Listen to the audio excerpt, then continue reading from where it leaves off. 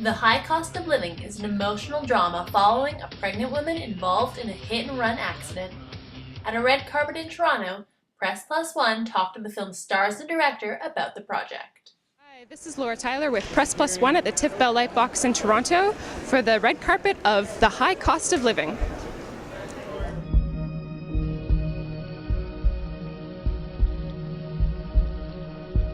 Everybody can relate to the story. I mean, as long as you know how it feels, to be a mother, to be, and I think, and it's about redemption as well. So it's kind of a universal, topic. Well, after Scrubs, I was, reaching out and scouring the earth for things that were different. I never imagined it would be as different as this movie, but I just really responded to the script. I was looking to do a drama, and I thought this was wonderfully written by Deborah, and then I couldn't believe that she wanted me because it's nothing like anything I've done.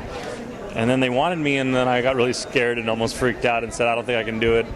And then I said, all right, that's a good reason to do it, so I just said I'd do it. Final script stage to final film stage, how much did it change? It changed a lot, actually. It was about 5 years from script to screen, and I think I did about 10 drafts. And from where the script started to where it ended, it's not even the same script. Yeah. I mean, some of the basic elements are all still there, but it changed a lot, for sure. At what point in the film do you think that Henry switches from taking care of Natalie for his sake to her sake? That's a really good question, and I've been asked a lot today. You get an A+ in questions. They spend that day together. It's almost when a moment when he starts realizing that everyone's staring at her and she's really uncomfortable, and then he takes her to buy the silly hats and just sort of, they had this sort of connection at that moment where it's different. Like it's something changes. It's not just about easing his conscience. It's about really genuinely trying to make her happy. And he's got nothing going on in his life. He's done this horrible thing. His life couldn't be worse. But you see him take a little bit of pleasure in making her happy. And I think it's one of the only times in the whole movie he smiles at the idea of making her laugh. So probably around there. Have his character sort of be a real moral shade of gray, where you were never sure, is this a good guy, is this a bad guy? And so his intentions are good to take care of her, but at the same time there's self-interest and self-preservation involved in there.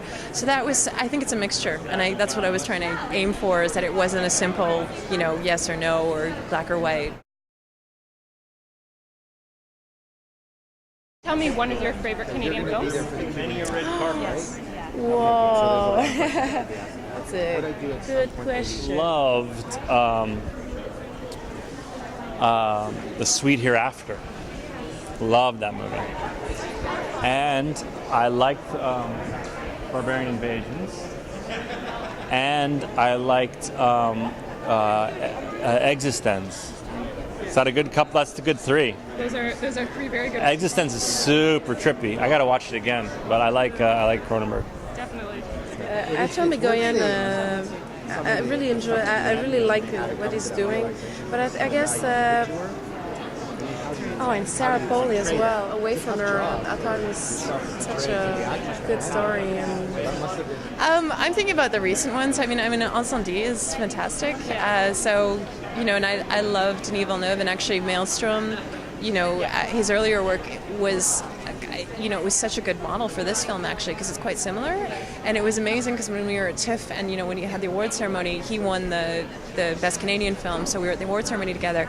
And I was sort of looking at him going, geez, like, if I could be back here, you know what I mean? Like, his career is a great sort of role model for me. So, definitely his films. And then I love a lot of stuff from Quebec.